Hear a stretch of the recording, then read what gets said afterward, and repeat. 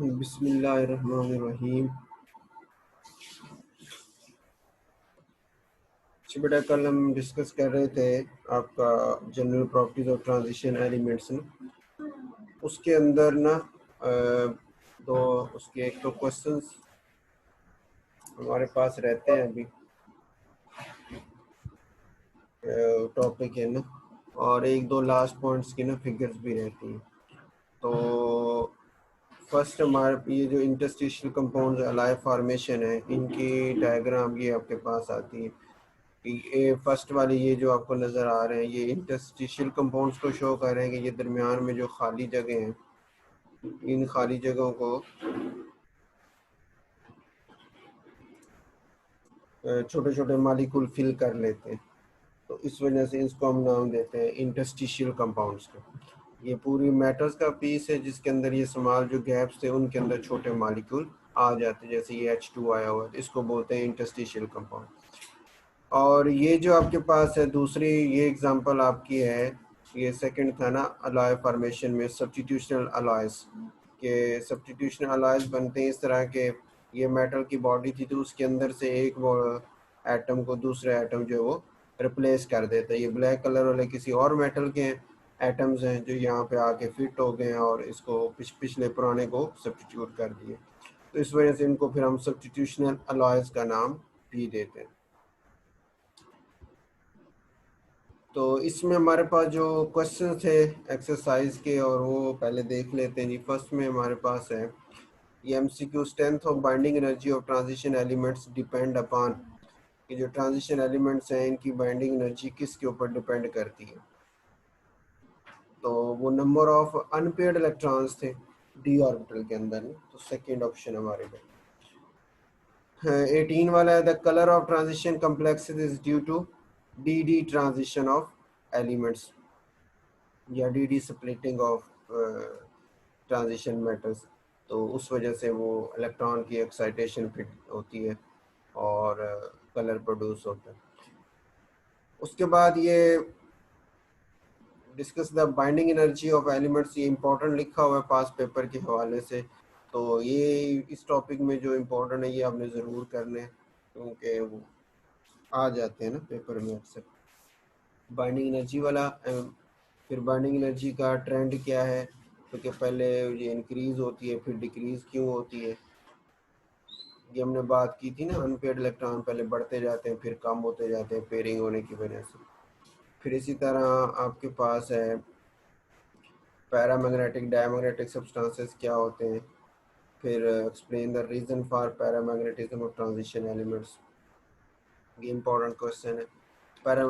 इसके paramagnetic character is strongest for ferric and Mn+2, ये आपके बुक में भी था और पास पेपर में सवाल कई दफ़ा आया हुआ, एक्सरसाइज में तो नहीं।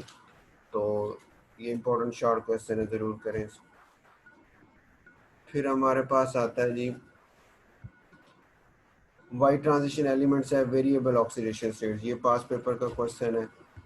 और transition elements have coloured compound generally give reason for this character, या what is d d transition, ये भी इंपॉर्टेंट शॉर्ट क्वेश्चन है। एग्जांपल्स के साथ ये भी आपने ज़रूर देना, याद करना है। उसके बाद बाकी क्वेश्चन बनाए हुए हैं लेकिन उसमें इम्पोर्टेंट वगैरह नहीं लिखा हुआ, आए नहीं है पेपर में।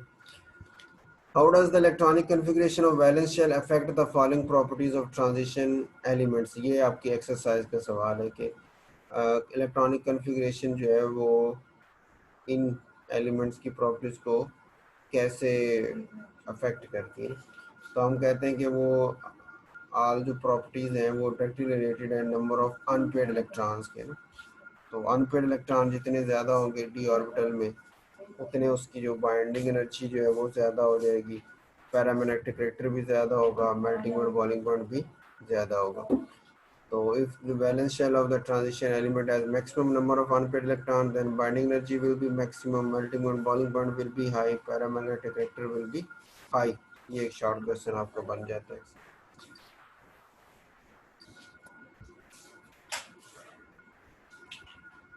उसके बाद आपका लॉन्ग क्वेश्चन इन्होंने बनाया हुआ है, discuss the properties of transition. ये इस चैप्टर में से जब लॉन्ग क्वेश्चन बनता है तो इसमें ये हमारे पास लॉन्ग क्वेश्चन की ऑप्शन मौजूद रहती है। तो डिफरेंट प्रॉपर्टीज जो है ना, इनमें से कोई सी 4 प्रॉपर्टीज हमसे पूछ लेते हैं एज ए लॉन्ग क्वेश्चन के तौर पर।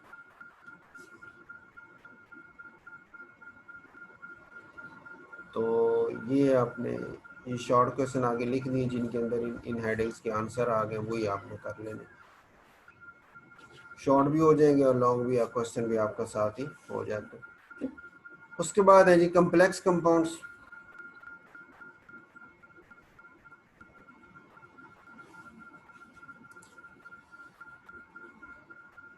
फर्स्ट हमारे पास आता है जी कम्प्लेक्स कंपाउंड्स क्या होते हैं। ये आपके पास एक इक्वेशन नज़र आ रही होगी कि फेरस साइनाइड था, उसको पोटेशियम साइनाइड के साथ रिएक्शन करवाया है, तो ये एक कम्प्लेक्स एक कंपाउंड बना है जिसका फार्मूला ये K4 है, फिर बड़ी ब्रैकेट है, फिर आयरन है, फिर SCN साइनाइड है, 6 साइनो ग्रुप जुड़े हुए, फिर बड़ी ब्रैकेट क्लोज है। अब इसको अगर आप पानी में डालें, ये आयोनाइज हो, तो आयोनाइजेशन इस तरह होती है कि पोटेशियम आयन अलग होते हैं और ये जो आयरन और उसके साथ ये 6 साइनो ग्रुप्स हैं, ये सारे के सारे इकट्ठे ही एक आयन की शक्ल में घूमते हैं, ये फर्दर आयोनाइज नहीं होते। तो इस तरह का जो आयन होता है ना, जिसके अंदर एक मेटल है और उसके साथ 5-6 ग्रुप जुड़े हुए हैं और सारे इकट्ठे एक ही आयन में शामिल है, तो इस तरह के ग्रुप को हम नाम देते हैं कम्प्लेक्स आयन का। इस तरह के ग्रुप को कम्प्लेक्स आयन का नाम देते हैं। तो ये आयनाइजेशन होके इस तरह जो कम्प्लेक्स आयन हमारे पास बन, और जिन कंपाउंड्स में ये कम्प्लेक्स आयन मौजूद होता है, उन कंपाउंड्स को फिर हम नाम देते हैं कि ये कम्प्लेक्स कंपाउंड्स हैं। तो अगर शॉर्ट क्वेश्चन हो कम्प्लेक्स कंपाउंड की फॉर्मेशन क्या है, एग्जांपल दें, तो ये वाली पहली इक्वेशन इन दोनों को मिलाएं और ये इस तरह बन गया, ये उसकी फॉर्मेशन की एग्जांपल होगी। अगर क्या है जी कि कम्प्लेक्स कंपाउंड क्या होते हैं, तो यही एग्जांपल आपने दे के पहले बताना है कि कम्प्लेक्स आयन इसको बोलते हैं, और जिन कंपाउंड्स में ये कम्प्लेक्स आयन मौजूद हो उसको हम नाम देते हैं कोऑर्डिनेशन कंपाउंड्स का या कम्प्लेक्सेस का। ठीक हो। अ कम्प्लेक्स कंपाउंड में कंटेन, उसमें हो सकता है ना, ये जो इस तरह कम्प्लेक्स वाला है, तो उसमें हो सकता है सिंपल कैटायन हो सकता है जैसे ये, या कम्प्लेक्स एनायन हो सकता है। ठीक हो गया। इसी तरह कम्प्लेक्स कैटायन हो सकता है, यानी एक इस तरह का कम्प्लेक्स आयन हो जिसके ऊपर पॉजिटिव चार्ज है, तो कम्प्लेक्स कैटायन हो गया। और इसी तरह उसके साथ फिर सिंपल एनायन, सादा सा कोई एनायन जैसे क्लोराइड या सल्फेट जुड़ा हो, तो ये दोनों कैटेगरीज हो सकती हैं। ठीक है। एक कैटायन सिंपल हो जैसे ये एग्जांपल आपको नज़र आ रही है, और एनायन आपका कम्प्लेक्स हो, या जैसे और एग्जांपल ये देखिए, ये एग्जांपल सिल्वर के साथ, इसमें कैटायन आपका ये कम्प्लेक्स है और जो क्लोराइड एनायन है साथ वो आपका सिंपल एनायन बन जाता है। तो एक तो ये शॉर्ट क्वेश्चन हो गया कम्प्लेक्स कंपाउंड्स की फॉर्मेशन, उसकी एग्जांपल आ गई। दूसरा पॉइंट हमारे पास आता है कंपोनेंट्स इसके कौन कौन से ना, ये आपका लॉन्ग क्वेश्चन में। शॉर्ट क्वेश्चन हर एक पॉइंट अलग अलग शॉर्ट क्वेश्चन तो है ही, लेकिन ये ना लॉन्ग क्वेश्चन में आपका सवाल बनता होता है, जिसमें लॉन्ग क्वेश्चन बनने का मतलब ये है कि ये सारे ना ये तकरीबन 3 4 5 पॉइंट्स हैं, तो इनमें से कोई से 4, ये पहले 4 ज़्यादा इंपॉर्टेंट है, तो पहले चारों आपकी एक्सरसाइज में ये लॉन्ग क्वेश्चन बना भी होगा, तो ये चारों का देते हैं, उनकी फिर डेफिनेशन और एग्जांपल हमें देनी होती है। पहला है सेंट्रल मेटल आयन जो होता है, कि इस तरह का जो कम्प्लेक्स आयन आपके पास है ना, तो वो उसके ये सेंटर में जो मेटल है जिसके साथ ये जो इस तरह के ग्रुप जुड़े, ये जो ग्रुप जुड़े ना, इन ग्रुप्स को हम बोलते हैं लिगेंड। ये आगे आ जाएगा ना लिगेंड। लिगेंड वो होते हैं आपके पास, ग्रुप्स होते हैं, वो स्पीशीज होती हैं जो सेंटर में ट्रांजिशन एलिमेंट्स जो होता है उसके साथ कोऑर्डिनेट कोवलेंट बॉन्ड बना के जुड़ जाती हैं। तो इन इन ऐसे ग्रुप्स को जो सेंट्रल ट्रांजिशन एलिमेंट्स के साथ कोऑर्डिनेट कोवलेंट बॉन्ड बना के जुड़ती हैं, उनको हम नाम देते हैं लिगेंड्स का, जैसे यहाँ CN लिगेंड्स है। तो अब सेंट्रल मेटल आयन की डेफिनेशन हम इस तरह करते हैं कि वो मेटल आयन जिसके साथ या वो मेटल का पी, ये आयन की शक्ल में होता है ना, ये जो चार्ज आप दे रहे होते हैं वो इन पूरे का रिजल्टिंग निकल रहा होता है, जैसे यहाँ देखें Fe+2 लिखा हुआ है, यानी इस आयरन के ऊपर +2 चार्ज है, सिल्वर के ऊपर +1 चार्ज है। ये न्यूट्रल भी हो सकते हैं, कोई चार्ज भी ना हो। तो सेंटर मेटल हमें एटम वो होता है कि जिसके साथ लिगेंड जो होते हैं वो काफ़ी सारे जो है वो अटैच होते हैं, कोऑर्डिनेट कोवलेंट बॉन्ड बना के जुड़े होते हैं, उसको हम नाम देते हैं सेंट्रल मेटल एटम का। जैसे यहाँ पे आयरन Fe है पहली एग्जांपल में, और दूसरी एग्जांपल में ये सिल्वर है जिसके साथ अमोनिया के 2 मॉलिक्यूल जुड़े हुए। लिगेंड क्या होता है जी कि वो स्पीशीज हैं कि जो सेंट्रल मेटल एटम के साथ कोऑर्डिनेट कोवलेंट बॉन्ड बना के अटैच हो जाती है। जैसे यहाँ पे आपके पास ये है, ये इसमें सियानो ग्रुप है पहली एग्जांपल में, जो सेंट्रल मेटल एटम से कोऑर्डिनेट कोवलेंट बॉन्ड बना रहा है। इसी तरह दूसरी एग्जांपल में अमोनिया है जो सिल्वर के साथ बना रहा होता है। इसके अलावा ये इनकी डिफरेंट टाइप्स भी हैं, ये एनायनिक भी, यानी देखें ये CN जो है ना वो साइनाइड आयन है, माइनस आयन के साथ है, ये एनायनिक लिगेंड है, नेगेटिव चार्ज वाला लिगेंड है। इस तरह लिगेंड न्यूट्रल भी हो सकते हैं, जैसे अमोनिया है, इसके ऊपर कोई चार्ज नहीं है, इसका लोन पेयर होता है ना नाइट्रोजन के ऊपर, तो लोन पेयर सिल्वर के साथ कोऑर्डिनेट कोवलेंट बॉन्ड बना रहा है, तो उसको फिर बोलते हैं न्यूट्रल लिगेंड है। तो ये एनायनिक लिगेंड और न्यूट्रल लिगेंड दो तरह के होते हैं, कैटायनिक लिगेंड नहीं होते हैं अमूमन, कोई एक आध रेयर एग्जांपल हो, वरना नॉर्मल हमारे पास एनायनिक लिगेंड होते हैं या न्यूट्रल होते हैं। अच्छा, अब वो जो आपके पास ऐसे, अब ये तो हो गए ना जनरल टाइप्स उनके चार्ज की बेस पे, चार्ज की बेस पे एनायन की दो टाइप्स हैं, एक नेगेटिव चार्ज वाले हैं, दूसरे न्यूट्रल वाले, ठीक हो गए।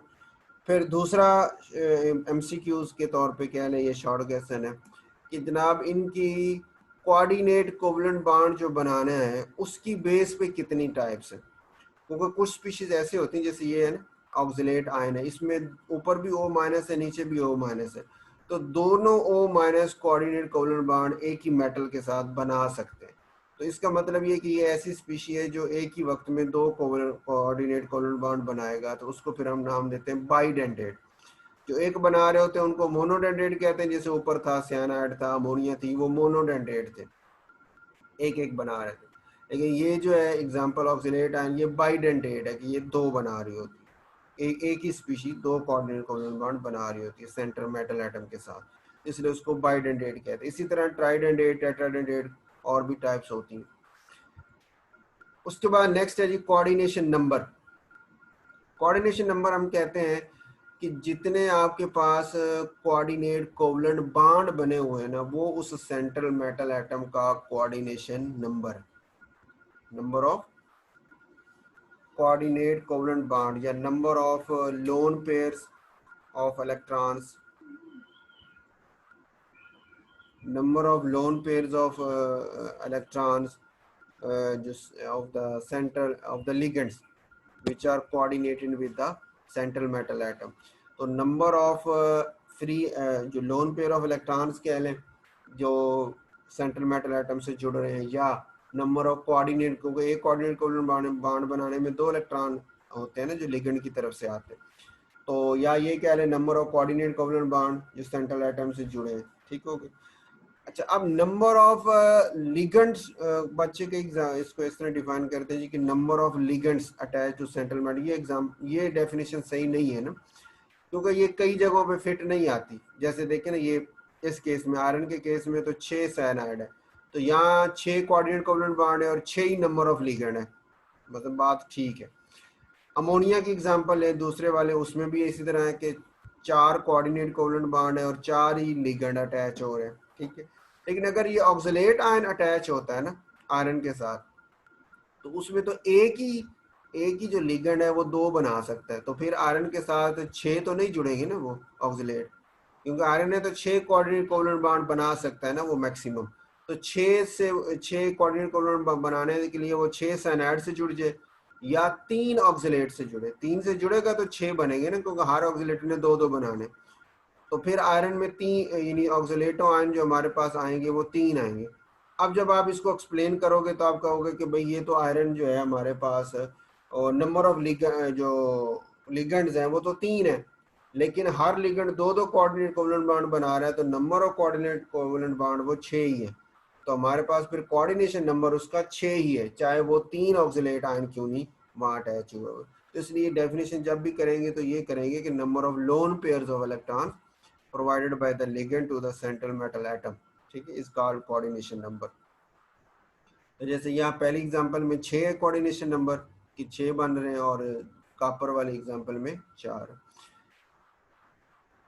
अच्छा, ये कोऑर्डिनेशन नंबर होता किसका है? ये सेंट्रल मेटल एटम का होता है, ये याद रखें। मतलब ये लिगेंड के पे स्पेसिफिक नहीं है, ये किस पे से मतलब किस पे डिपेंड करता है? Central metal. जैसे आयरन आया तो 6 है, कॉपर आया तो 4 है, तो इस तरह ये नीचे। उसके बाद है कोऑर्डिनेशन स्फीयर। ये जो आपके पास स्क्वायर ब्रैकेट, बड़ी सी ब्रैकेट नजर आ रही है, जैसे आयरन वाले एग्जांपल में है ना, पोटेशियम बाहर है K4, और बाकी आयरन और 6 सियानो ग्रुप एक बड़ी सी ब्रैकेट में। इस तरह ये कॉपर वाले में कॉपर और 4 अमाइनो ग्रुप एक बड़ी सी ब्रैकेट में, और सल्फेट आयन बाहर है। तो ये जो स्क्वायर ब्रैकेट हमारे पास होती है, तो इसके अंदर ये जो सेंट्रल मेटल एटम मौजूद होता है और लिगेंड्स मौजूद होते हैं। तो सेंट्रल मेटल एटम और लिगेंड जो स्क्वायर ब्रैकेट में मौजूद होते हैं, ये मिल के बनाते हैं कोऑर्डिनेशन स्फीयर। तो उस कोऑर्डिनेशन स्फीयर को शो करने के लिए हम स्क्वायर ब्रैकेट्स लगा देते हैं। तो आप कहते हैं जी कि ये जैसे लिखा था, सेंट्रल मेटल एटम और ion along with ligands is called the coordination sphere। Okay हो गई। अब जैसे यहाँ इस केस में पहले में आयरन और सियानो है, दूसरे में कॉपर अमोनिया है, ये तीसरे में निकल और ये कार्बन मोनोऑक्साइड, चौथे में ये सियानो, आयरन और सियानो का ब्रैकेट आ गया। फिर ये उसके अब आयन्स है ना, ये अगर आयोनाइज हो तो ये वाला तो तीसरे वाला तो न्यूट्रल है ना, उसके ऊपर कोई चार्ज नहीं। तो कम्प्लेक्स ये हमारे पास कोऑर्डिनेशन स्फीयर जो है, कोऑर्डिनेशन स्फीयर जो है वो पॉजिटिव चार्ज वाला भी हो सकता है, जैसे ये +2 है, वो नेगेटिव भी हो सकता है, जैसे ये -4 है, वो न्यूट्रल भी हो सकता है। ये MCQ में याद रखना है आपने, ठीक हो गई, कि इसके जो है वो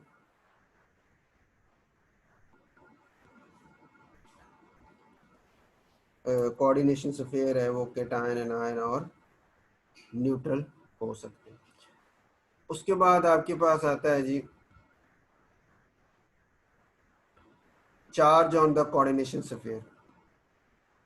कोऑर्डिनेशन स्फीयर के ऊपर चार्ज कैसे आएगा? तो जैसे ये का FeCN6 है और उसमें -4 आ रहा है ना चार्ज उसके ऊपर, तो वो कहता है ये असल में जो चार्ज होता है ना, ये अंदर मौजूद जो सेंट्रल मेटल एटम है या जो आपका लिगेंड्स हैं, उनको जमा करके हमारे पास चार्ज आ जाता है। जैसे अब यहाँ आयरन +2 है, और जो साइनाइड आयन है वो आपको पता है एक पे -1 है ना, तो 6 साइनाइड है तो -6 हो गया। तो -6 और +2 को अगर आप जमा करें, इकट्ठा करें, तो -4 आंसर आता है। तो कोऑर्डिनेशन स्फीयर जो उसके ऊपर चार्ज क्या है? -4 का। असल में प्रॉब्लम ये charge on the coordination sphere ये निकालना मुश्किल नहीं है, ये आसान होता है ना। ये तो हम देखें ना, ये जैसे पोटेशियम वाला है, पोटेशियम के ऊपर +1 होता है तो 4 पोटेशियम +4, तो ये पूरे बाकी जो कम्प्लेक्स आपका है कोऑर्डिनेशन स्फीयर उसके ऊपर -4, बात खत्म हो गई। इस तरह ये दूसरे कॉपर वाले में देखेंगे तो सल्फेट -2 है, तो इस बाकी जो ऊपर पहले वाला कॉपर और अमोनिया वाला पार्ट है इसके ऊपर फिर +2 होना चाहिए, ताकि प्लस माइनस बराबर हो जाए। +2 आ गए। ये आप देखें ना, ये इसके ऊपर साइडों पे कोई कैटायन या एनायन मौजूद नहीं है, तो इसके ऊपर चार्ज 0 है। तो यानी कोऑर्डिनेशन स्फीयर का चार्ज निकालना आसान होता है। असल क्वेश्चन जो होता है ना, ये MCQ आता है, वो जिस पे यानी थोड़ी मुश्किल होती है, वो ये होता है कि जो सेंटर में मेटल का एटम है ना, जैसे यहाँ आयरन है या कॉपर है या निकल है, उसका चार्ज बताना। क्योंकि वो हमें इसलिए चाहिए कि जब हम इन कंपाउंड्स को नाम देंगे ना, आगे नॉमेनक्लेचर आएगी, तो जब नाम देते हैं तो नाम्स के अंदर हमें ये चाहिए होता है, ठीक है। ये चार्ज हमने मेंशन करना होता है नाम नॉमेनक्लेचर के अंदर, तो इस वजह से फिर वो हमें जो चार्ज है वो निकालना पड़ता है, ठीक होगा। तो वो कैसे निकालते हैं उसका तरीका आप ये थोड़ा सा देख लें यहाँ पे, कि जैसे ये आपका है ना, ये FeCN6 और उसके ऊपर -4, आपने पोटेशियम के +4 से पता चला लिया कि बाकी जो कोऑर्डिनेशन स्फीयर है उसके ऊपर -4 है, ओके हो गया। अब आपको पता है साइनाइड आयन तो -1 होता है, तो 6 के ऊपर -6 हो गया। अब ये -6 और इधर से माइनस, आपका ओवरऑल तो -4 है ना, यहाँ पे -6 है, तो -6 के साथ में क्या ऐसा रखूं तो उन दोनों को जमा किया जाए तो आंसर -4 आए। तो आपको पता है ना, सेंटर वाले दोनों जमा, आयरन के ऊपर जो चार्ज है वो और 6 साइनाइड का चार्ज, ये दोनों जमा होंगे तो ये कोऑर्डिनेशन स्फीयर का चार्ज निकल आएगा। तो अब साइनाइड के ऊपर तो -6 है, तो आयरन के ऊपर क्या रखा जाए कि वो -6 में प्लस हो तो आंसर -4 आए। तो आप कहेंगे जी +2 रखा जाए कि +2 होगा तो -6 जमा करेंगे तो -4 आ जाएगा। तो इसका मतलब आयरन की यहाँ पे जो ऑक्सीडेशन स्टेट है वो क्या है, वो 2 है। क्लियर होगी। मेटल की ऑक्सीजन स्टेट कभी भी नेगेटिव नहीं होती, हमेशा पॉजिटिव ही होती है। ठीक होगा, ये एमसीक्यू के हवाले से भी आपने याद रखना पॉइंट इसको। उसके बाद है जी chelates, very important short question है। और चिलेट्स डिफाइन करें, उसकी एग्जांपल दे दें और इसका बाकी कम्प्लेक्सेस के ऊपर क्या इसका फ़ायदा है या क्या इसकी तो एक तो हम ये कहते हैं इसका ना, चिलेट क्या है, ये जैसे एग्जांपल से आपको मैं बता दें कि ऐसा कम्प्लेक्स कंपाउंड जिसमें लिगेंड्स सेंट्रल मेटल एटम के साथ इस तरह अटैच हो कि उनमें एक रिंग बन जाए। ये रिंग नज़र आ रहा, मतलब ये तभी हो सकता है ना जब आपका वो जो आयन है, जो लिगेंड है, वो बाइडेंटेट हो कम अज कम। ट्राई या टेट्रा ऊपर भी हो सकते हैं, लेकिन कम अज कम बाइडेंटेट हो, दो जगहों से अटैच होता हो। तो जब दो जगहों से इस तरह कोऑर्डिनेट कोवलेंट बॉन्ड बनाएगा तो एक रिंग सा स्ट्रक्चर बन जाएगा ना। ठीक हो। तो ऐसे कॉम्प्लेक्सेस जिसमें एक जो कोऑर्डिनेट को जो आपके लिगेंड्स है वो सेंट्रल मेटल एटम के साथ इस तरह अटैच होते हैं कि साइक्लिक रिंग से बन जाते हैं, उनको हम नाम देते हैं चिलेट्स का। उनको हम नाम देते हैं जी साइक्लिक रिंग में चिलेट्स का ना। तो यहाँ पे when are the donor atoms of a polydentate, इन एक से ज्यादा बन get coordinated with the same metal, a complex compound is formed which contains one or more rings in its structure. It is called chilate, उसको chilate कहते हैं। और chilates are more stable metal complexes, ये MCQ में भी याद रखना है कि ये stable metal के complexes होते हैं। ठीक है, चिलेट्स आम कम्प्लेक्सेस की निस्बत से। जैसे यहाँ उसने एग्जाम शॉर्ट क्वेश्चन ये होता है, डिफाइन करें, डेफिनेशन आ गई, ये आपने स्टेबिलिटी का बता दिया और नीचे आपने ये एग्जांपल दे दी। यहाँ पे उसने एग्जांपल को एक्सप्लेन किया, आप पढ़ लें समझने के लिए, लेकिन उसको ये वाला पॉइंट लिखने की ज़रूरत नहीं होती। बस सिंपल ये स्ट्रक्चर ड्रा कर देंगे कि ये दो ऑक्सिलेट आयन, ऑक्सिलेट हमने पढ़े थे ना पीछे जो बाइडेंटेट बने हुए थे, ये ऑक्सिलेट आयन जो दो तरह से दो ऑक्सीजन से अटैच होते, तो ये वही वाले ऑक्सिलेट आयन है जो दो ऑक्सीजन से अटैच होके इसमें दो मिल रहे हैं, साइक्लिक रिंग बना रहे हैं। तो प्लैटिनम C2O4 होल ट्वाइस है, वहाँ पर चार्ज साहब के -2 है। तो ये स्ट्रक्चर आपने खोल के सिर्फ नीचे फार्मूला नहीं लिख देना, ये स्ट्रक्चर इस तरह ओपन करके बनाना है आपने उसके क्वेश्चन के आंसर में, शॉर्ट क्वेश्चन के जवाब में। ठीक है, ये ज़रूरी है। उसके बाद हमारे पास आता है जी नॉमेनक्लेचर। इस नॉमेनक्लेचर के रूल्स जो हैं वो हमारे पास इधर ना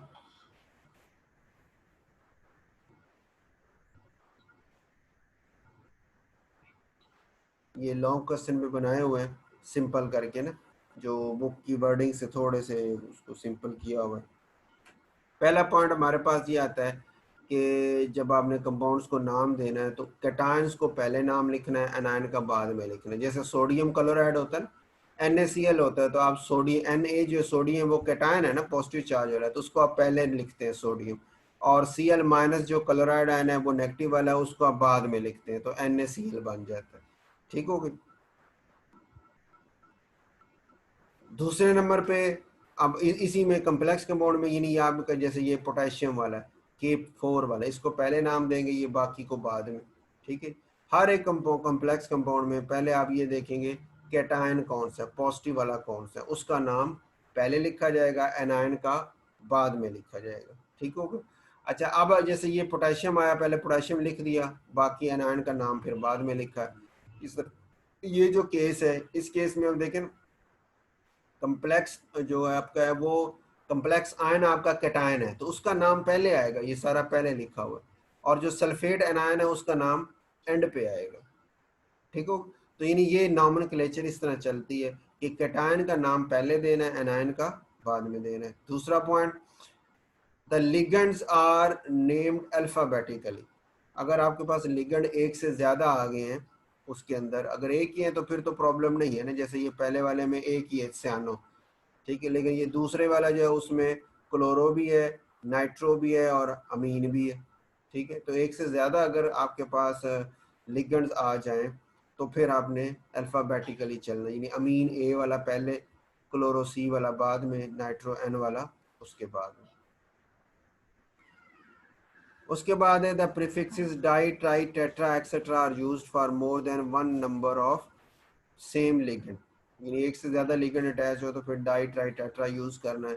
जैसे ये 6 सियानो है ना, तो हेक्सा सियानो बोलेंगे। ये 4 अमीन है तो टेट्रा अमीन बोलेंगे। यहाँ पे 3 नाइट्रो है तो ट्राई नाइट्रो बोलेंगे। अमीन 3 है तो ट्राई अमीन बोलेंगे। ये 5 कार्बोनाइल बोलेंगे, सॉरी पेंटा, 5 को पेंटा कहते हैं, पेंटा कार्बोनाइल। 6 को हेक्सा अमीन, हेक्सा। वाटर को ना एक्वा बोलते हैं। न्यूट्रल जो है ना इनके स्पेसिफिक, जैसे NH3 को अमोनिया नहीं अमीन कहते हैं, और वाटर को H2O को वाटर नहीं लिखते, एक्वा लिखते हैं, जो फिक्स नेम है इनके। तो ये हेक्सा एक्वा आ जाएगा। इस तरह hexafluoro, hexacyano, hexachloro, tetraammine, dihydroxo, trihydroxo, triaqua. ठीक है, तीसरा पॉइंट है हो गया जी। उसके बाद चौथा है नेम ऑफ एनायनिक लिगेंड्स। अब वो लिगेंड्स के जब नाम देंगे ना, तो एनायनिक लिगेंड जो होते हैं नेगेटिव चार्ज वाले, उनके एंड पे आपने ओ लगाना है। मतलब जैसे OH माइनस था तो उसका नाम हाइड्रोक्सो है।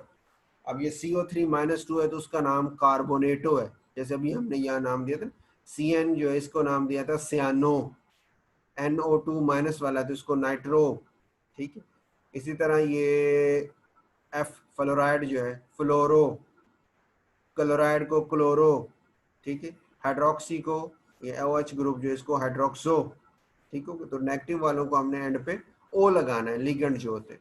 और जो लिगेंड न्यूट्रल हैं उनके नाम अनचेंज होते हैं, वो फिक्स होते हैं। जैसे NH3 को अमीन कहते हैं, वाटर को एक्वा कहते हैं।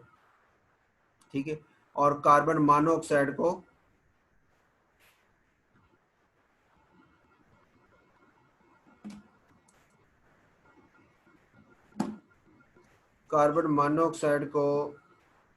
जो CO है ना, ऊपर जो आई थी कार्बन मोनोऑक्साइड CO, इसको हम ये CO न्यूट्रल है ना कार्बन मोनोऑक्साइड, तो उसका नाम कार्बोनाइल है, वो फिक्स है। हो गया जी, पांचवा पॉइंट है। छठा पॉइंट, अब जब आपने नंबर भी लिख लिया, अब कॉम्प्लेक्स आयन को नाम दे रहे हैं ना, तो आपने ये राइट साइड से शुरू कर रहे हैं, इस एंड से ना। पहले तादाद आई, तादाद बता दी हेक्सा। फिर आपने सियानाइड आया, नेगेटिव था तो सियानो बता दिया। अब हेक्सा सियानो हो गया, और आगे आपके पास अब सेंट्रल मेटल एटम आ गया, उसका नाम आएगा। ठीक हो गया। अब उसके नाम में फर्क ये आता है, थोड़ा सा उसका रूल है ये, कि उसके अगर एंड पे ना हम 8 लगाते हैं, मैं सेंट्रल मेटल के नाम के एंड पे 8 लगाते हैं, अगर वो कॉम्प्लेक्स जो होगा वो एनायन होगा। अगर पूरे कॉम्प्लेक्स के ऊपर माइनस चार्ज हो, एनायन हो, तो फिर उस सेंट्रल मेटल एटम के नाम के एंड पे हम 8 लगाते हैं। और अगर वो कैटायन हो या न्यूट्रल हो, तो फिर उसके नाम, मेटल के नाम को हम चेंज नहीं करते। ठीक हो गया। जैसे यहाँ पे देखें ना, आयरन, अब ये पोटेशियम कैटायन और ये एनायन है ना, तो अब आयरन जो है उसको फिर हम फेरस से फेरेट एंड पे 8 लगाएंगे। ठीक है, प्लाटिनम अब कैटायन में आ रहे हैं तो सिर्फ प्लाटिनम ही लिखा जाएगा। कोबाल्ट कैटायन न्यूट्रल पूरा बना हुआ है तो ये कोबाल्ट ही लिखा जाएगा, ये आयरन ही लिखा जाएगा, क्योंकि इस वक्त ओवरऑल चार्ज 0 है। इसी तरह कोबाल्ट अब कैटायन में आ रहा है, कोबाल्ट लिखा जाएगा। ये आयरन कैटायन में आ रहा है तो आयरन लिखा जाएगा। कोबाल्ट अब एनायन में आ रहा है तो कोबाल्टेट बन गया। ठीक है, एंड पे 8 लगाने के लिए। कापर से क्यूपरेट बन गया, प्लाटिनम से प्लाटिनेट बन गया। और ठीक हो, उसके बाद है जी सातवां लास्ट पॉइंट है, oxidation state of the metal ion is represented by rho. उसके बाद आपने ऑक्सीडेशन स्टेट लिखनी होती है। उसको कैलकुलेट कैसे करना है, वो जैसे अभी हमने पीछे आयरन की थी ना एग्जांपल, कि आयरन की हमने 2 निकाला था, कि पोटेशियम का 4 है तो इस पूरे के ऊपर -4 होगा। अब पूरे के ऊपर तो -4 है, कैसे आएगा कि सियानो तो -6 है, तो आयरन +2 होगा ना, तो +2 और -6 मिल के वो -4 बन जाएगा, जो हमने अभी बात की थी ना इधर, यहाँ पे हमने भी निकाला था, ये -4 था ना, तो -4 को देख के हमने निकाला था कि आयरन के ऊपर +2 आना चाहिए। ठीक होगा। तो इस तरह सेंट्रल मेटल की जो ऑक्सीडेशन स्टेट निकलेगी उसको हमने ब्रैकेट में रोमन में लिखना है। जब लिखते हैं ना 1 2 3 4, इस तरह रोमन में गिनती लिखते हुए, तो रूमर में हमने उसका, अगर उसका ऑक्सीडेट 0 हो तो फिर 0 लगा दें, नहीं है तो जो है 1 2 3 4 5 जो भी आती है वो लिख देंगे। ठीक हो गए। तो ये आपके पास कुछ 6-7 रूल्स बन जाते हैं जी इनको नाम देने के। और लॉन्ग क्वेश्चन में अगर ये सवाल बना ले, एक्सरसाइज में वैसे ये सवाल दिया हुआ है, अब शॉर्ट क्वेश्चन में तो बड़ा अजीब सा लगता है इतना लंबा सवाल शॉर्ट क्वेश्चन में दिया जाए, तो लॉन्ग क्वेश्चन ही हो सकता है कि कहें कि रूल्स लिख दें और फिर साथ को एक आध एग्जांपल दे दें कि इसका नाम लिख दें। ठीक होगा। तो अब ये इसका नाम अब हम पढ़ते हैं, ये आपकी एक्सरसाइज में ये दिए हुए हैं। ठीक है, ज़रूरी नहीं यहीं से आपका वो शॉर्ट क्वेश्चन में दे, वो आपके इसके एंड से, इस बुक के अंदर से भी जो होते हैं ना सवाल वो हो सकते हैं। लेकिन मैंने कोशिश यही की है कि इसमें ना ये सिर्फ एक्सरसाइज वाले शामिल नहीं किए, आपकी बुक के अंदर से जो कम्प्लेक्स कंपाउंड थे वो भी सारे शामिल कर दिए। ठीक होगा। इन इस चैप्टर में जितने भी कम्प्लेक्स कंपाउंड है वो सारे यहाँ शो कर दिए हुए, तो उन सारों के ये नाम हमने मतलब लिखे हुए। अब यहाँ पे आपके पास आता है जी ये पहले वाला कि आपका नाम क्या, तो पहले पोटेशियम कैटायन है, पोटेशियम का नाम आपने दे दिया।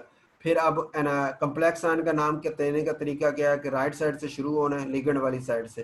पहले उसकी तादाद लिखी, हेक्सा सियानो आ गया। अब चूंकि आयरन जो है वो एनायन में आया हुआ है तो वो फेरेट बन जाएगा। ठीक है, उसकी ऑक्सीजन स्टेट आप निकालेंगे तो पोटेशियम +4 है तो इधर -4, साइनाइड तो -6 है तो आयरन पे फिर +2 होना चाहिए ताकि +2 -6 मिलके -4 हो जाए। तो आयरन यहाँ 2 है तो ब्रैकेट में 2 लिख दिया। ओके जी। इस तरह अब यहाँ पे कैटायन आपका ये स्क्वायर ब्रैकेट यानी कोऑर्डिनेशन सफेयर जो है ये आपका कैटायन बना हुआ है तो इसका नाम पहले आएगा। उसका नाम कोऑर्डिनेशन सफेयर का नाम देते हुए शुरू आपने कहाँ से करना है, उसकी राइट साइड यानी लिगेंड वाली तरफ से। तो यहाँ पे लिगेंड्स दो तरह के, एक अमीन है, एक नाइट्रो और एक क्लोरो, 3 है। तो अल्फाबेटिकली चलेंगे, पहले टेट्रा अमीन ए वाला आ जाएगा, फिर क्लोरो, फिर नाइट्रो, फिर प्लाटिनम। क्योंकि कैटायन वाली साइड पे ना तो अब इसके एंड पे 8 नहीं लगाएंगे, सिंपल प्लाटिनम लिखेंगे। और इसकी एंड पे वो ऑक्सीजन स्टेट आएगी ब्रैकेट में, फिर सल्फेट आ जाएगा। ऑक्सीजन स्टेट कैसे निकालेंगे कि सल्फेट तो -2 होता है ना, तो इधर फिर +2 आएगा इसके ऊपर। अब अमीन तो न्यूट्रल मालिक्यूल है, न्यूट्रल के ऊपर कोई चार्ज नहीं, यहाँ 0 चार्ज अमीन के ऊपर। लेकिन जो नाइट्रो आपके पास है ये -1 है, क्लोरो भी -1 है, तो यहाँ हो गया -2। और इधर कितना आ रहा है, +2। ठीक है, तो फिर प्लाटिनम का क्या होना चाहिए, +4 होना चाहिए ना, ताकि +4 और -4 जब आप जमा करेंगे तो आंसर आपके पास +2 आ जाएगा। ठीक हो गया। तो प्लेटिनम की 4 ऑक्सीजन स्टेट यहाँ पे निकलती है। इसी तरह इसमें अब ये कोऑर्डिनेट सफियर ही आपका न्यूट्रल ही है तो इसको ऐसे ही नाम देंगे अल्फाबेटिकली, पहले अमीन फिर नाइट्रो। तो ट्राई अमीन, ट्राई नाइट्रो, कोबाल्ट, और ब्रैकेट में इसकी ऑक्सीजन स्टेट देखेंगे। अमीन तो ओवरऑल तो देखें ना 0 चार्ज है, ओवरऑल यहाँ 0 है, न्यूट्रल है, तो इसका मतलब इसके अंदर पॉजिटिव और माइनस बराबर होंगे। अमीन तो 0 हो गया, अमोनिया के ऊपर तो स्टेट 0, ये न्यूट्रल मालिक्यूल है। फिर नाइट्रो -1 होता है, 3 के ऊपर -3 हो गया, तो कोबाल्ट के ऊपर फिर +3 होना चाहिए, तो कोबाल्ट की फिर वैलेंसी यहाँ पे 3 आ गई। इसी तरह ये पेंटा कार्बोनाइल आयरन, पेंटा कार्बोनाइल आयरन, और ब्रैकेट में ऑक्सीजन स्टेट इसकी 0 आ जाएगी। पेंटा कार्बोनाइल आयरन, आयरन इसलिए लिखा ना कि वो न्यूट्रल है ना, तो इसको अब नाम को चेंज नहीं करेंगे, सिर्फ एनायन जब हो तो फिर चेंज करते हैं। तो आयरन वैसे ही आ जाएगा। और ऑक्सीजन स्टेट निकालेंगे तो चूंकि आपको पता है ये ओवरऑल भी चार्ज 0 है, कार्बोनाइल कार्बन मोनोऑक्साइड वो भी न्यूट्रल मॉलिक्यूल होता है, उसका चार्ज भी 0 है, तो आयरन का भी यहाँ पे फिर 0 ही होगा। उसके बाद आएगा ये, इसमें क्लोराइड एनायन है ना, ये तो एंड पे नाम देंगे, पहले हम कैटायन का नाम देंगे, उसमें पहले आ जाएगा हेक्सामीन। ठीक हो गई।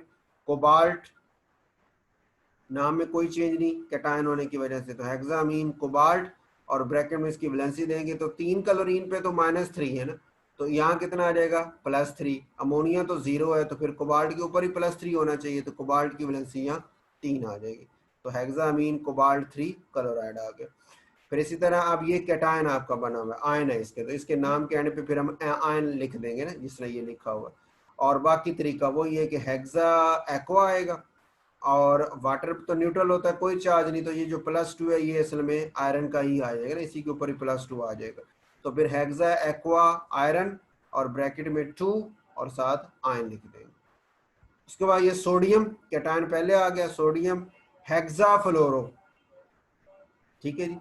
और कोबाल्ट अब एनायन में आया हुआ है ना, तो इस वजह से उसके एंड पे 8 लगाएंगे, कोबाल्टेट हो जाएगा। वैलेंसी उसकी क्या है, 3 सोडियम पे +3 है, तो इधर -3 होना चाहिए। अब 6 फ्लोरीन पे तो -6 हो गया, तो फिर कोबाल्ट पे +3 होना चाहिए ना, +3 -6 मिलेंगे तो बाकी आंसर -3 यहाँ बच जाएगा।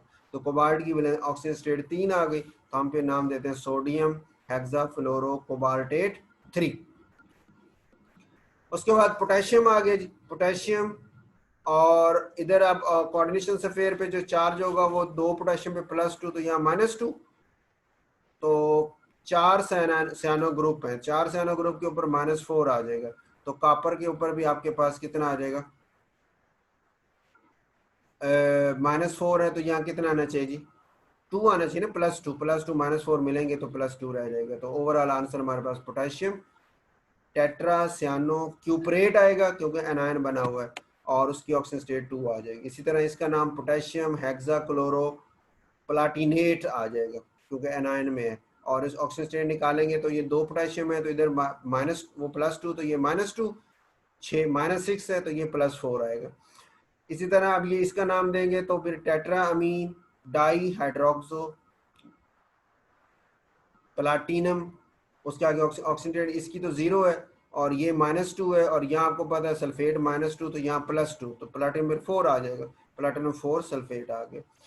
और ये इसी तरह ये न्यूट्रल है, तो try aqua try hydroxo chromium, और ऑक्सीडेट वाटर तो 0 होती है, और ये -3 है 3 हाइड्रोक्सो पे, तो उसके ऊपर भी +3 आ जाएगा।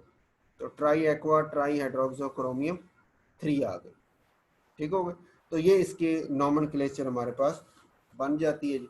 अब इसमें हमारे पास जो टॉपिक हमारा पूरा होता है ना, ये कम्प्लेक्स कंपाउंड में नेक्स्ट जो है ना, मेरे ख्याल है वो मुकम्मल आयरन वाला है।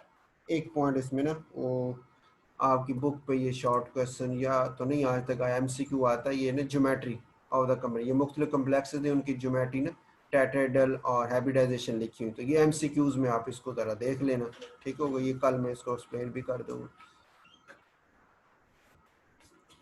ये कितने बंदे हैं जी, 3 बंदे, ठीक है जी, ठीक है जी, चलो यहीं पे स्टॉप करते हैं, बाकी इसके क्वेश्चन फिर कल कर